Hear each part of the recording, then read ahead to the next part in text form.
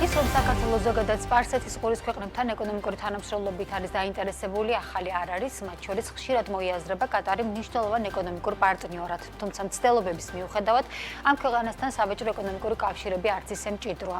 მიმდინარე წელს კი განსაკუთრებული კლება ექსპორტში. წელს 4 თვეში ამ დიდარ არაბულ ქვეყანაში მხოლოდ $97,000-მდე ღირებულების პროდუქცია გავიდა, მაშინ როდესაც გასულ წლებში ამავე პერიოდში ექსპორტი 9 მილიონს აღემატებოდა.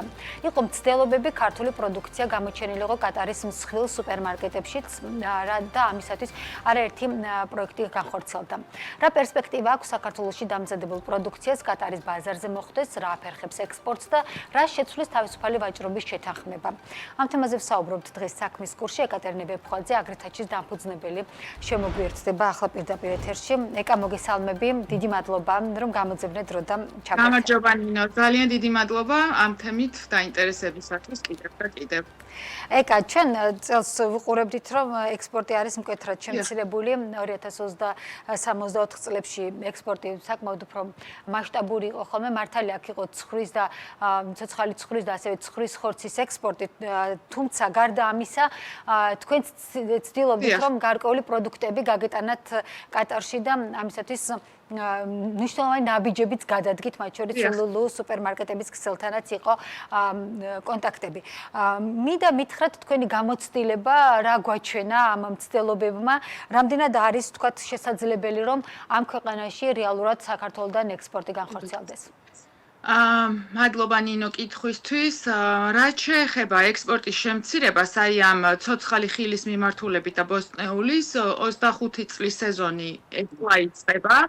და როგორც იცით, ექსპორტის წილი ძირითადად მოდის ლურჯი მოცვის, ასე ვთქვათ, მიმართულებით და ჯერჯერობით ყველაფერი წინ არის. წლევანდელი, ასე ვთქვათ, სტატისტიკას ყოფილად ვერ ჩავთვლით, სანამ არ დამთავრდება ეს მიმდინარე სეზონი. რაც შეეხება ხორცის შემცირებას, მე როგორც ვიცი, უბრალოდ ჩვენ ამ საკითხზე არ ვმუშაობთ, მაგრამ მე როგორც ვიცი, რაღაცა რეგულაციები შეიცვალა ამ კუთხით და შესაძლოა ამან გამოიწვია ექსპორტის შემცირება. რაც შეეხება თქვენ კითხვას, კონკრეტულად ჩვენი მცდელობები, რომ კონსოლიდირება მოგვეხდინა ქართული პროდუქტისთვის და გაგვეტანა ასე ვთქვათ, სუპერმარკეტების ქსელში, იცით, რომ განვახორციელეთ კატალოგში ქონდა რამდენიმე პროდუქტი, რაც იწარმოება საქართველოში, თითქმის ყველაფერი შევაგროვეთ, ანუ თაფლი, ჩაი, მწვენები, ჯემები. ეს, ასე ვთქვათ, შეიძლება აღქმული იყოს, როგორც ბაზრის დატესტვა, რამდენად მიიღებდა ბაზარი ამ ქართულ პროდუქტებს. როგორც იცით, ჩვენ კონკურენციაში ვართ მსოფლიო მწარმოებლებთან, რომელიც საკმაოდ იაფი ფასითაც გამოირჩევა საფასო პოლიტიკითაც, მაგალითად ჩინეთი, ირანი, ინდოეთი და ასევე მაღალხარისხიანი პრემიუმ პროდუქტებიც ძალიან უხვად არის წარმოდგენილი. ამიტომ ჩვენი ნიშის დაჭერა ჯერჯერობით გვიჭირს, რომ ან მაღალ ხარისხის კატეგორიაში უნდა ვიყოთ წარმოდგენილი, ან დაბალი საფასო პოლიტიკის და შესაბამისად აი ეხლა ვცდილობთ, რომ რაღაცნაირად ჩვენი ნიშა ვიპოვოთ. გარდა მაგისა, რა სირთულეებსაც წავაწყდით, შევეცდები, რომ მოკლედ ჩამოვაყალიბო და ძალიან დიდი დრო არ წაგართვათ. როგორც იცით, თვითონ ყატარში ეს ჩვენი დიასპორა ძალიან მრავალრიცხოვანი არ არის, ძალიან ცოტაა და ამიტომ ქართველების მხრიდან ქართული პროდუქტის შეძენა, ასე ვთქვათ, მაღალი არ არის. შესაბამისად, ჩვენ გვჭირდება, რომ ადგილობრივ ბაზარზე ცნობადობა გავზადოთ ქართული პროდუქტის და ასევე ამას ართულებს ისიც, რომ მცირე რაოდენობით გადის, სანამ ბაზარი კარგად აითვისებს ამ პროდუქტს და მოთხოვნა გაიზრდება, თუმცა ამ მცირე რაოდენობაზეც ჩვენ იგივე მაღალფასიანი სერტიფიკატები გვჭირდება. და შესაბამისად, მწარმოებლებისთვის ეს ხშირად არ არის მიმზიდველი.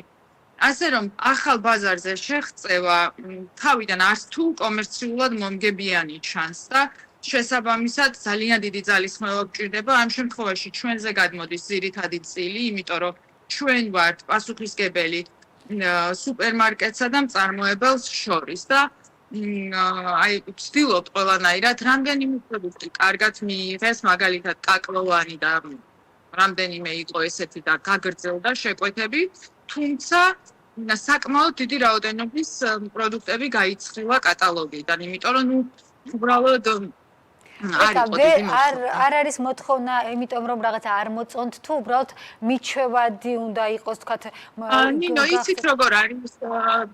უცხოა მათთვის ქართული პროდუქტი, ანუ არ არიან მიჩვეული დახილზე, ანუ ეს უნდა იყოს ცნობადობის ამაღლება, ძალიან დიდი მარკეტინგი გვჭირდება, რომ მაგალითად თაროზე, სადაც ბევრი ქვეყნის პირობითა თაფლია წარმოდგენილი ან ჩაი, რომ აქცენტი და არჩევანი გააკეთოს ქართულ პროდუქტზე.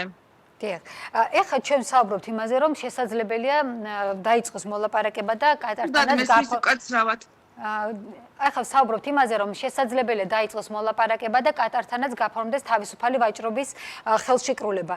თქვენი აზრით ეს რამე შეცვლის, როდესაც ასეთი ტიპის ხელშეკრულება გვექნება თუ მის ხარვეზია, მაგრამ როგორც მივხვდი, ეს ხელშეკრულებაზე მეკითხებით თავისუფალი ვაჭრობის ხელშეკრულება რა შეცვლის? რა თქმა უნდა, ეს გაამარტივებს საბაჟო პროცედურებს და ასევე ეს არის დამატებითი, ასე ვთქვათ, სტიმული იგივე ინვესტორებისთვის, რომ საქართველოში აწარმოოს ქართული პროდუქტი, თუნდაც ინვესტორები გალფის ქვეყნიდან, იმიტომ რომ აი ეს გამარტივებული საბაჟო პროცედურებია და რა თქმა უნდა, ეს დამატებითი, ასე ვთქვათ, შეღავათია.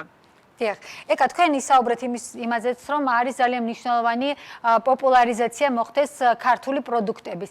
ამ კუთხით არ მესმის ხმა უკაცრავად. ჩემი ხმა თუ გესმით ეკა? ეკა გესმით ჩემი ხმა?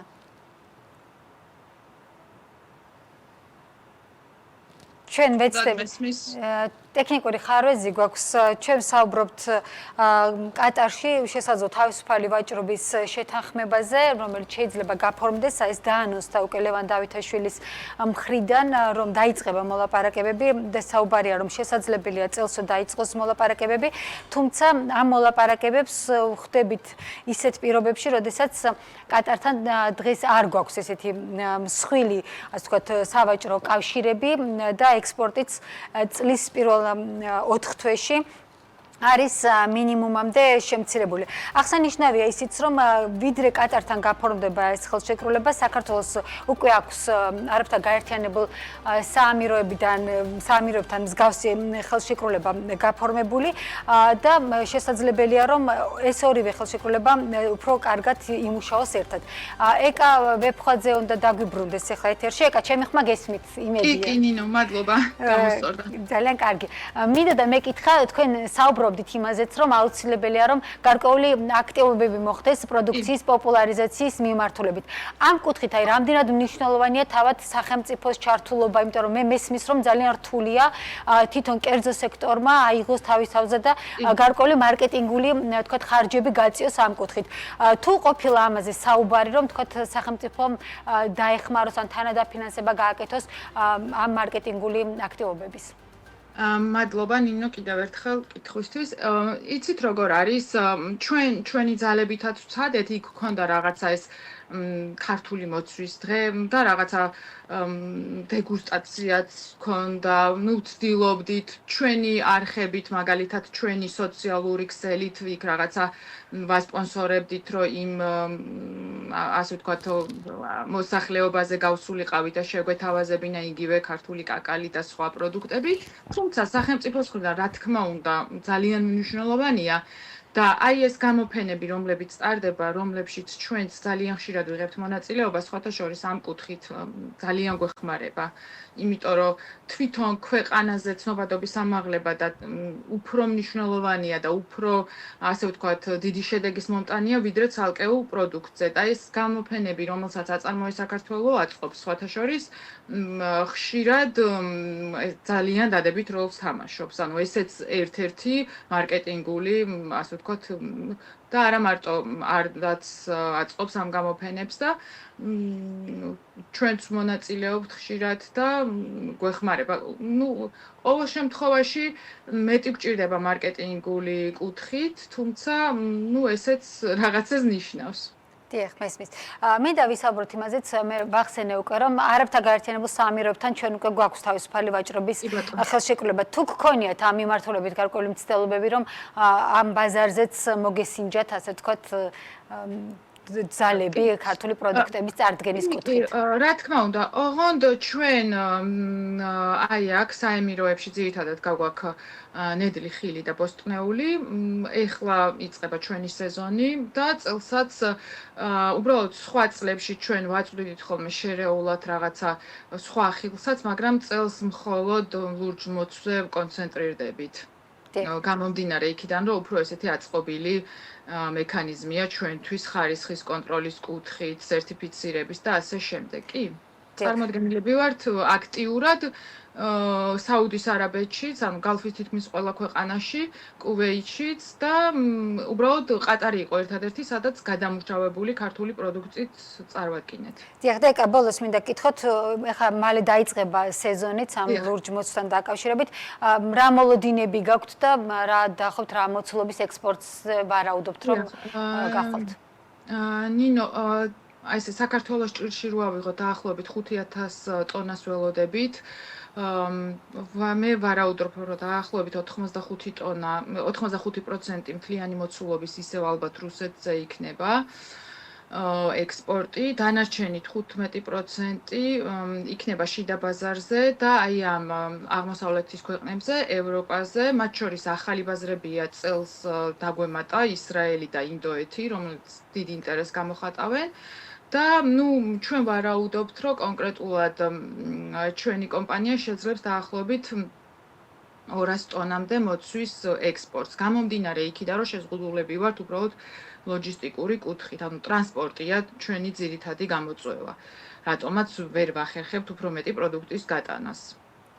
ეს წლების განმავლობაში ისევ რჩება ნომერ პირველ პრობლემად. იმიტომ რომ ჩვენ არ გვაქვს, ასე ვთქვათ, ესეთი სატვირთო გადაზიდვები. თვითფრინავით და ვიყენებთ ამ სამგზავრო თვითფრინავებს, სადაც არის ძალიან შეზღუდული რაოდენობა.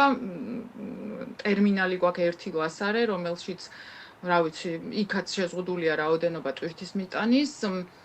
კოპიტნარის სატვირთო ტერმინალი არ არის და ძალიან განუხტავდა სიტუაციას და მართლა ძალიან სასარგებლო იქნებოდა. ჩემი აზრით ერთ-ერთი ყველაზე დიდი პრიორიტეტი უნდა იყოს ეგ, მით უმეტეს, რომ ლოკაციურადაც გვაწყობს ბაღებთან ბევრად ახლოა, ვიდრე თბილისის ტერმინალი და აი ეს იქნება მაქსიმუმი ჩვენ რასაც შევძლებთ. მოთხოვნა გაცილებით მეტია ამ ბაზრებიდან და გაცილებით სტაბილური ფასია, ვიდრე რუსეთის ბაზარი და